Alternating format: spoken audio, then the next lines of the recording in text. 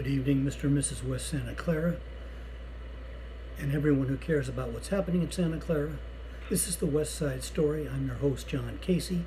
If you enjoy this video, please like and subscribe. Helps the channel quite a bit. First thing we're going to report on today is the upcoming Art and Wine Festival.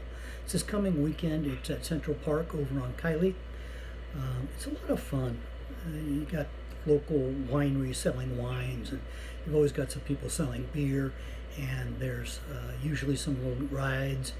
A bunch of folks put up booths to give out literature and what have you. It's a lot of fun. You meet people, see some people you already know. So big recommendation for that. Go to the Art and Wine.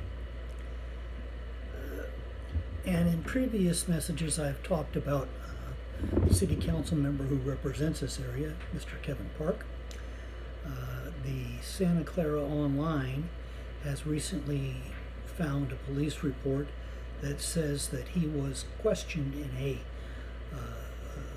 theft issue. However, and this is a biggie to me, they questioned him. They didn't arrest him. I've been questioned.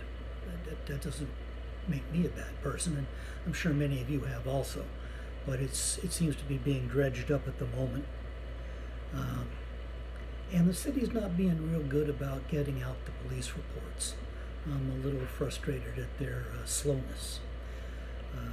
A lot of people complained about Deanna Santana, the previous city manager, and certainly she had her shortcomings, but she had the Public Records Act requests figured out. You were getting your information really promptly. That doesn't seem to be the case anymore. The grand jury looked into this 3 or 4 years ago and actually issued a scathing report about the way the city was handling it. One of Ms. Santana's original thrusts, if you will, was to get that straightened out, and she did a great job. I'm not sure what's happened since. Also, what's kind of interesting is there's a current brouhaha, again, late response to Record Act requests. There's a current brouhaha over how much is spent in the city manager's office. And specific requests, how much, are kind of getting sidelined or stonewalled. It's a very bad look. It may be that the information's all fine, but if you refuse to give it, people are going to assume you've done something wrong. And I really kind of feel the city needs to step up on this one. We did, as I think mentioned, have an officer-involved shooting in Santa Clara on the 3rd. That matter is being investigated by both the district attorney's office and the city's professional standards unit, and really not going to comment much on that until those two agencies have finished their work. Back on July 4th, there was an attempted murder at Fairwood Park in Sunnyvale. 2 people were hurt bad enough to have to be transported in serious condition.